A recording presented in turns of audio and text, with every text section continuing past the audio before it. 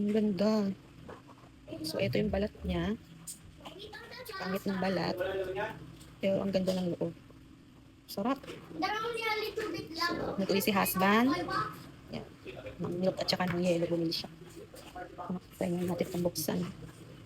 Ganda pa rin. Uy, ganda pa rin.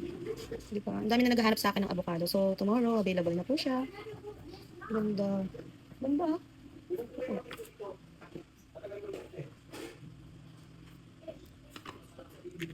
Ang ganda pa rin. Pangit lang talaga ng mga balat niya. Pero yung ganda pa rin. Sarap. Ay, ganda. Check natin. Ito.